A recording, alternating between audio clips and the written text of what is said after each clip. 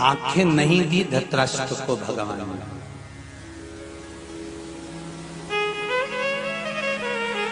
क्यों नहीं दी? अगर भगवान दुख देता है ना, तकलीफ देता है, कष्ट देता है, रोग देता है, बीमारी देता है, या कुछ दुख अगर भगवान देता है तो भगवान कहता है कि तेरे भजन जो हो रहा है ना, मैं इस भजन के बल पर तेरा दुख थोड़ा कम कर रहा हूं, नहीं तो तेरे ललाट पर तो इतना दुख लिखा है कि मुझे देना ही पड़ेगा।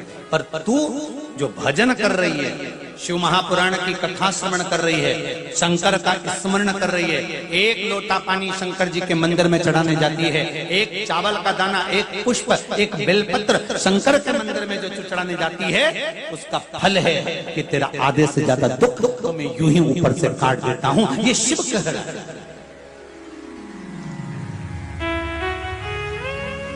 तेरा आधे से ज्यादा दुख तो यूं ही कट जाता है। अरे भाई, जरा धृतराष्ट्र के पूर्व जन्म की कथा भी तो देखो कि जो धृतराष्ट्र की आज आंखें नहीं है, जिस धृतराष्ट्र के आज 100 बच्चे उसके सामने मर गए हैं, वो धृतराष्ट्र ने पूर्व में क्या करा होगा? एक नगर का राजकुमार था धृतराष्ट्र पूर्व में। बड़ा सुंदर नगर जहां का बड़ा सुंदर युवराज थे धृतराष्ट्र, उस नगर के बड़े सुंदर।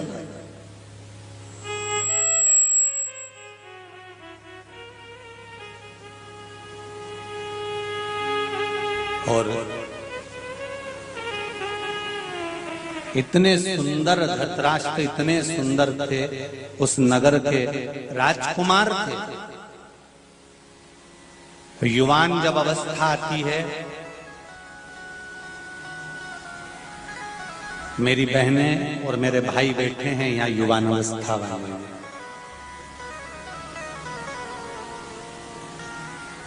शिव महापुराण की कथा से जितने बुजुर्ग लोग जुड़े हैं ना, उससे 1000 गुना ज्यादा युवान लोग जुड़े हैं शिव महापुराण की कथा से। ये गौरव है शिव पुराण, ये आनंद। धृतराष्ट्र जैसी गलती अपने को नहीं करना है। युवान जब अवस्था आएगी, जवानी जब आएगी, तो बहुत उत्साह रहेगा, उमंगता रहेगी, क्रोध रहेगा, चिड़चिड़पन आएगा। अपने शरीर को देखकर दूसरे के शरीर पर हंसी भी आएगी, अपना वैभव देखकर दूसरे के दुख और तकलीफ पर मुस्कुराहट भी आएगी। पर युवान अवस्था में ये सब चीजों को छोड़ते चलना है।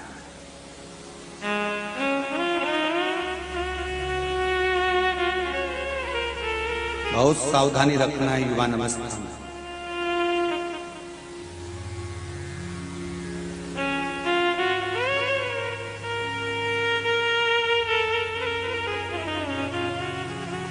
बहुत सावधान।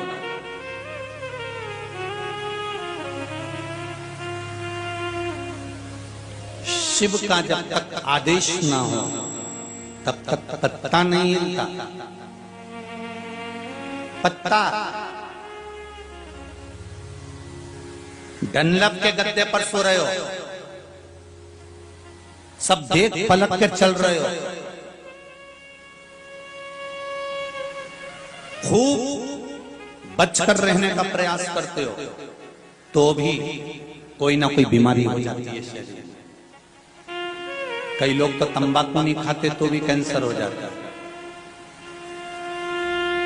मदिरा का पान नहीं करते, मांसाहार नहीं करते, वैश्यावृत्ति नहीं करते, गलत काम नहीं करते, झूठ, प्रपंच, छल, बेईमानी सबसे दूर है, इसके बाद भी शरीर में रोग हो गया।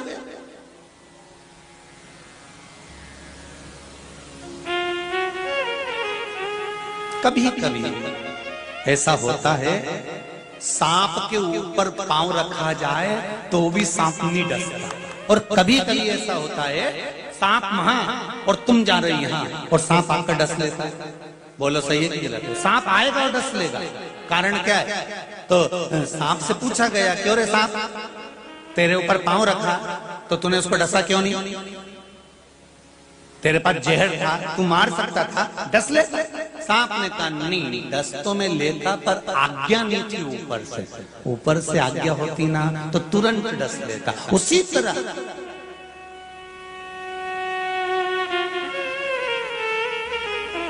जब तक परमात्मा की आज्ञा ना हो तब तक आप अग्रण्य नहीं हो सकते।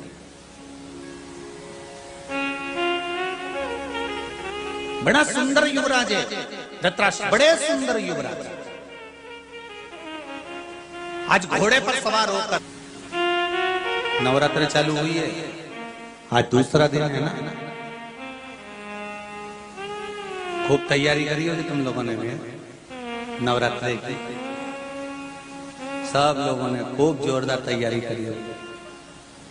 5 किलो आलू, 3 किलो साबूदाना, चिप्स, राजगीरा। और बताओ जीजियों जरा और क्या क्या रह गया इसमें? कितनी तैयारी करी, जितनी तो माता रानी को बिठाने की तैयारी नहीं थी उतनी। और बच्चा पूछा था तो छोरी से पूछ लिया तू क्या क्या खाएगी, तो कि मम्मी की वहां जाना है और समय का ठिकाना नहीं है कि कब जाना है, कब समय पूरा हो जाए, किस घड़ी कब प्राण छूट जाए, किसको मालूम।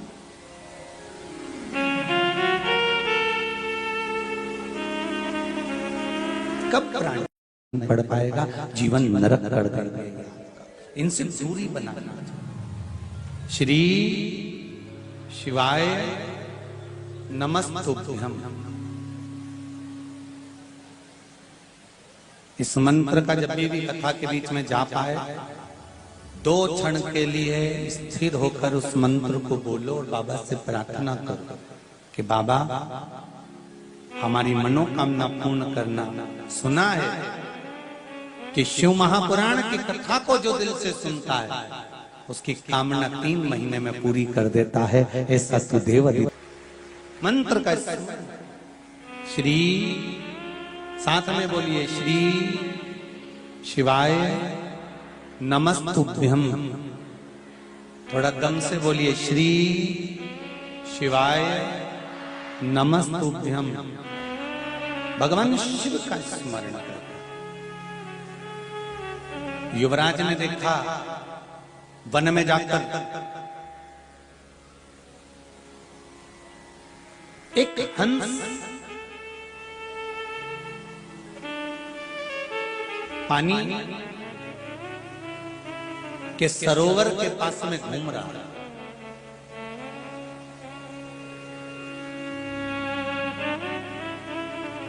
देखिए कर्म का फल देखिए। हंस सरोवर के नजदीक में घूम रहा।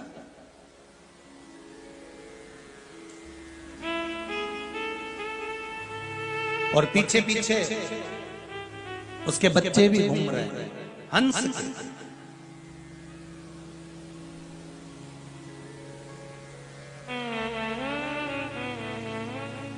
पीछे पीछे हंस के बच्चे घूम रहे हैं और हंस सरोवर में बड़े आनंद के साथ में घूम रहा है।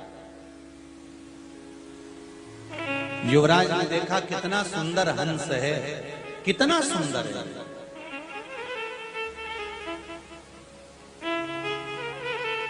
बड़ा बड़ा सुंदर अलौकिक छटा इसके चेहरे पर, इसके स्वरूप में है। युवराज ने तो मन में सोचा इतना सुंदर हंस है, कितना सुंदर है, कितना सुंदर विचरण कर रहा है। शिव महापुराण की कथा कहती है प्रकृति की जो सुंदरता है वो प्रकृति में रहे, इससे बढ़कर कोई सुख नहीं हो सकता। और प्रकृति की सबसे बड़ी सुंदरता है जल और वृक्ष। ये 2 चीजें पृथ्वी की सबसे बड़ी सुंदरता है।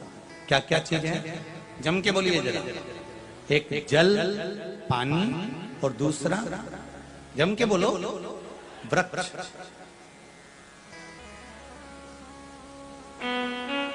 जल रहेगा और वृक्ष रहेगा तो ये पृथ्वी की सुंदरता बनती है। युवराज ने विचार करा इतना सुंदर हंस है,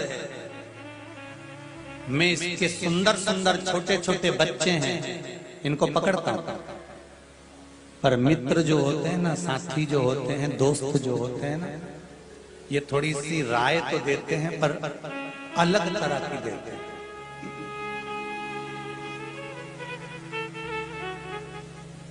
ताली बजाकर प्रशंसा करने वाला कहता हाँ हाँ युवराज महाराज, आप तो इनके बच्चों को पकड़ सकते हो, आप में तो वो बल है कि आप इस हंस के बच्चे को पकड़ कर ला सकते हो। चलो हम भी आपकी हेल्प करते हैं, सहायता करते हैं। इतने में दूसरा मित्र बोला रुको रुको रुको,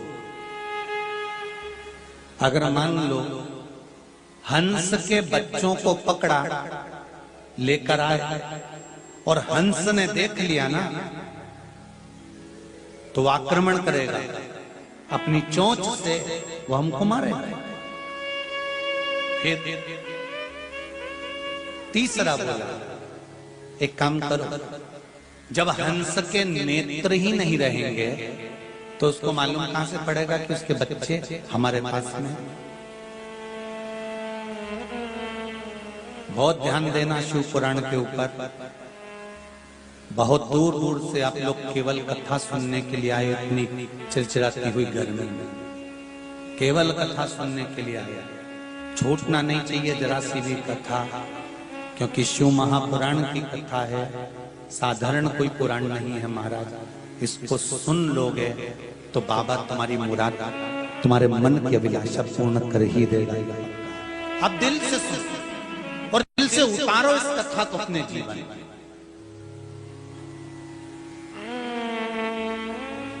ताली, थाली और प्याली, ये मित्र राजा उस युवराज को भी मिले थे, धृतराष्ट्र के अगले जन्म में भी धृतराष्ट्र को प्राप्त हुए।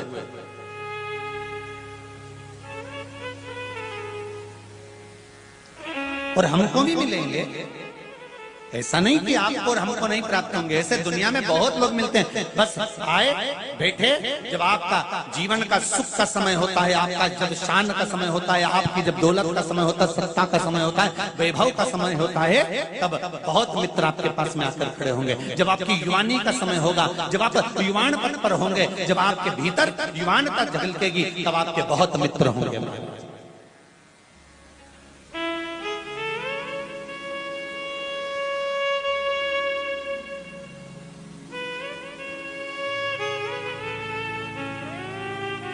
बहुत होंगे।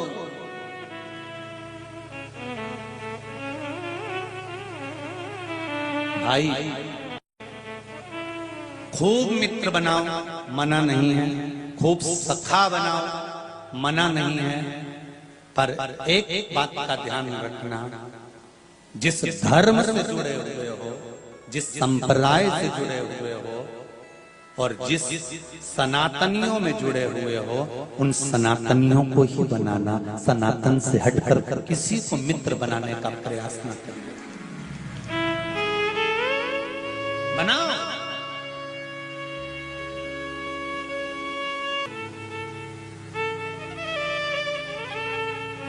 एक मित्र युवराज को तो हंस अच्छा लगा।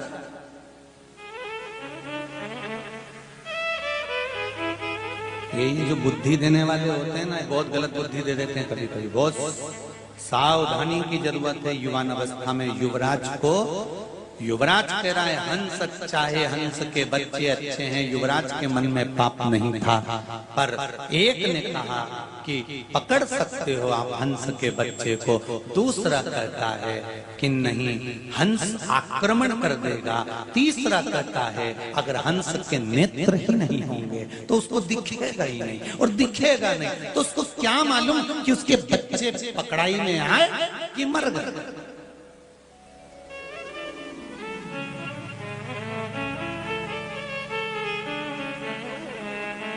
बहुत मिलेंगे आपको अकल देने वाले, पर समझदारी आप में होना चाहिए। एक बुजुर्ग व्यक्ति ट्रेन में सफर कर रहा था, बुजुर्ग बहुत बूढ़ा, 85 साल की उम्र है जिसकी, डंडा हाथ में पकड़ा हुआ है, हालत कमजोर है, एक झोला टंगा हुआ है। चश्मा लगा हुआ है जिस पे बत्ती लटक रही है। समझदारी आपके पास होना चाहिए।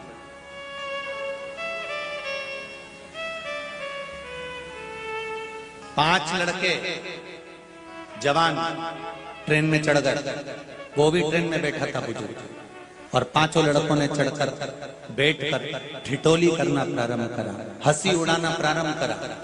जब ट्रेन में ठिठोली करना प्रारंभ करा, हंसने लगे, ठहाके लगाने लगे, अपनी मस्ती में खूब ठिठोलियां करने लगे। इतने में एक दोस्त की निगाह चेन पुलिंग पर गई।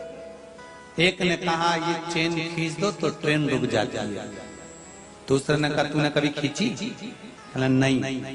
खींच भी मत देना, जेल में पटक देंगे या फिर 500 रुपए का जुर्माना हो जाएगा। चौथे ने कहा सब अपनी अपनी जेब में पैसे देखो है कि नहीं, सब 100 रुपए इकट्ठे करो। इकट्ठा करा, एक व्यक्ति ने अपनी जेब में रखा कि अब चेन खींच, 500 ही लगेंगे ना, इससे ज्यादा तो नहीं लगेंगे। दोस्त अभी ठिठोली कर रहे थे, अब मजाक करते हुए बेकार कर्म की ओर आ गए। खींचो चेन, चेन खींच। इतने नहीं जाएंगे, चेन खींच दो।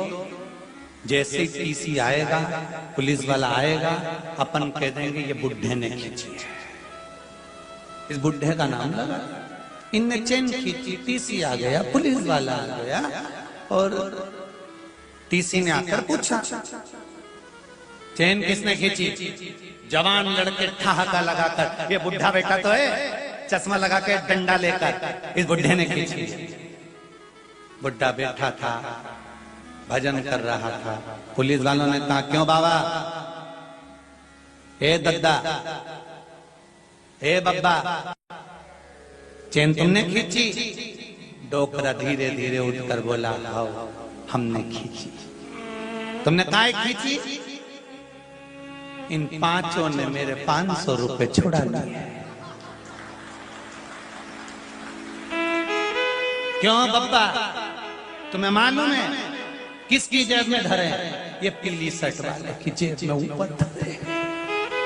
पुलिस वालों ने जो दिया धरे थे, टीसी ने कहा निकालो 500। उसकी जेब में ऊपर ही धरे थे 5 नोट, क्योंकि डोकरे ने सब सुन लिया था। आंख कमजोर थी पर कान थोड़ी ना कमजोर थे, सब सुन। टीसी ने कल ले देव दो धर के दे, और पांचों को ले चलो।